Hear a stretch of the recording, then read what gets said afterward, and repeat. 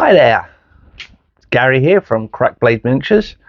Hello, our first talking YouTube video, and it's going to be longer than the TikToks that I've normally been doing. Going to just do small projects as we move along until I can get better, more comfortable, and more importantly, produce better videos. I apologise now, not the greatest little video you'll ever watch, but I'm getting better each time I do it, so stick with me. If you've got any hints and tips, suggestions on software, anything like that, other than being hostile, aggressive or pokey, don't do that. Please leave comments on the video. Today I'm just going to show you how I do a power sword, specifically on a Ibram Gaunt mod that I did, where I just swapped out the chain sword it comes with and put in a power sword, because I prefer the Gaunt with the power sword later in his life rather than the early ones with the chain sword. Remember, this is just how I do it, and like everybody else, we're all learning together. But if anything that I do or show you is of use, then that's great. If not, just skip on, and hopefully eventually I might do something that's actually worth your time in actually viewing. Quick promise that I made for someone. I've got a shout out to my grandson, Tommy, also known as Krabby, future YouTuber of the great interweb. And hi Ava. Don't think she's gonna be a YouTuber, but promise I'll give him a shout out. So enjoy the vid, please. Any constructive criticisms, please feel free. This is all about a journey that we're all taking together.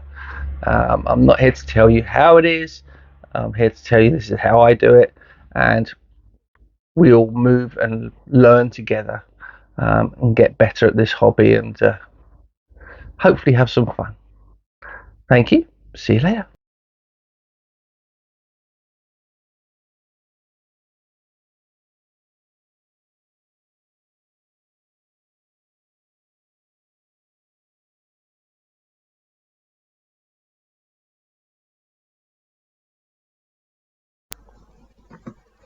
Right, so straight off the bat, the miniature has been primed in black with a white zenithal, not because I'm using contrast, but just so it'll give me an idea on where all the highlights and all the shadows are going to likely be.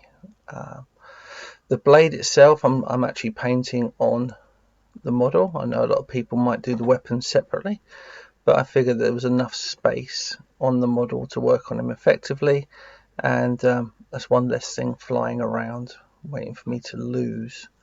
I think we've all been there. Anyway, I'm going to put down, or have put down, a base coat of Incubi Darkness GW colour. This is a lovely shade of very, very dark green.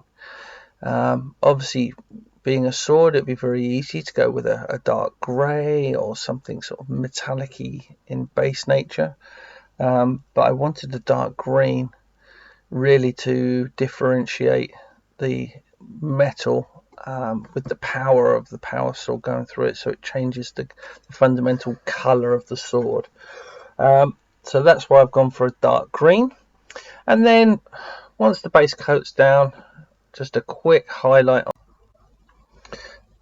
Now I've got some white heavy acrylic on my palette, which I always have.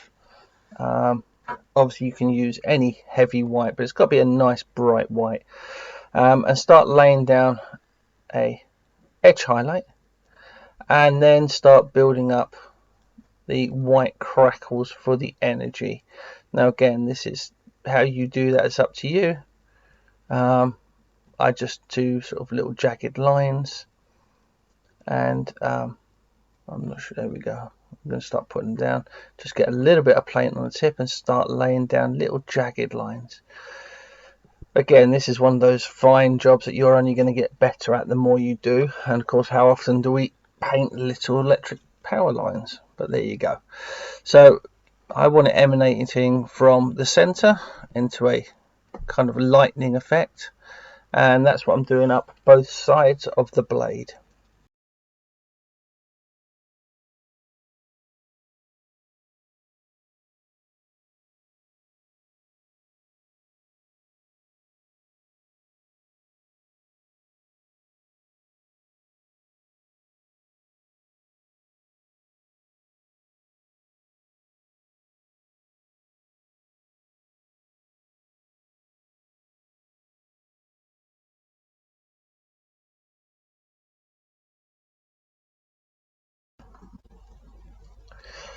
Now this can be a little bit fiddly, and definitely do not be afraid to trial and error. Don't forget, at this point you've only put a base coat down, so if you fundamentally do it completely wrong, it's not going to take much for you just to put another layer of Incubi on top of it and re-establish the lightning. Again, just edge highlighting again on the power edge. I don't think this edge can be too bright, because ultimately this would be the cutting edge of the blade, and that's where the focus of the power would be.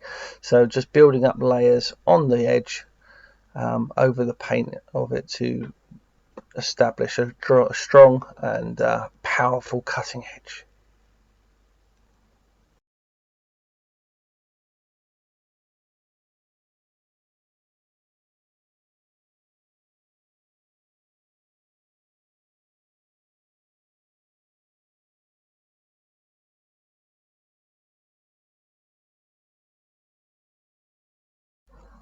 Right, so now I'm happy with the base layer of the lightning.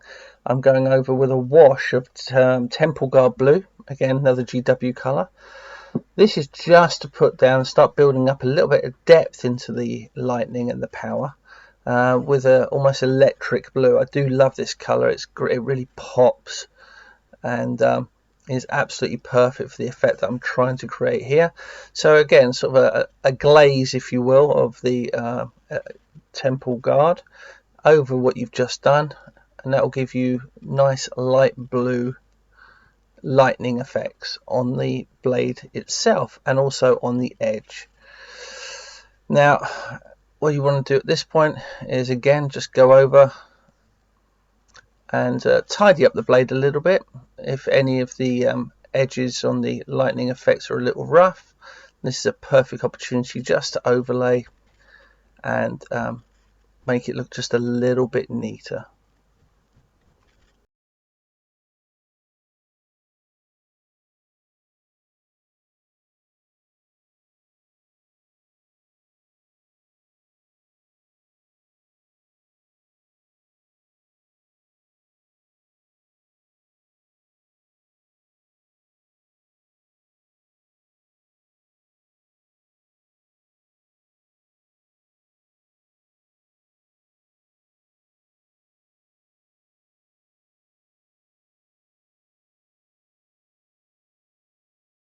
And while we're doing that, it's a nice idea to go over with the white and start reconfirming the white. So what we're going to end up with is almost a two-tone on the lightning effects. We'll have the white and the blue effects on that dark green blade, and re-establishing a strong white power color on the lightning effects. This will also be an opportunity at the end to do another edge highlight on the edge of the blade.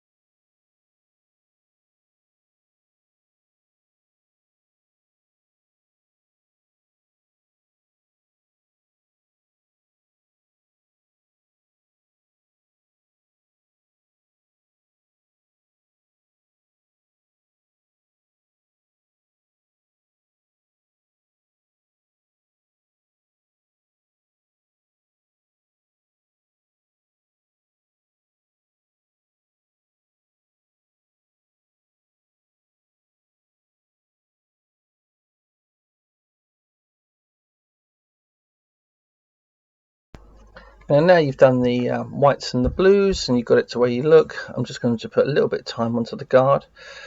Again, in my head, I don't see this as a ornate and fancy blade. This was an ancient blade handed down to Gaunt.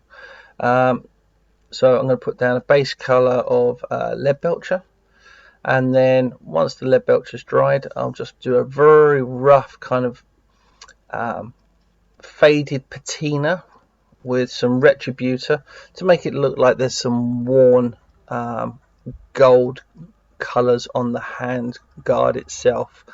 Again, I've never envisioned it as being a pristine weapon. You know, this thing that's taken out quite regularly. If you've read or listened to any of the books, and it should, I think, reflect that when you're doing it. So again, just was pretty once, taken a bit of a beating now. Simple dark burgundy on the handguard with a little bit of a red highlight as well to sort of show that it once had a ornamental sort of quilted, if you will, interior. And then that's pretty much that done.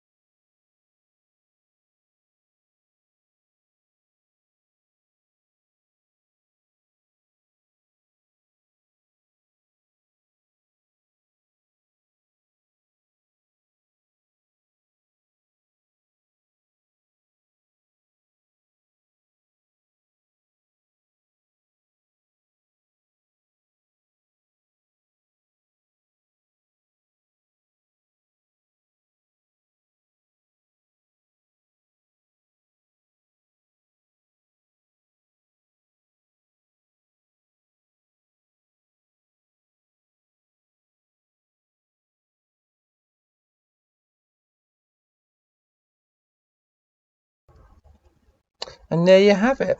I mean, obviously, this is not parade finish, but it's certainly better than battle ready. And I hope you enjoyed it. We'll see you again soon. Take care.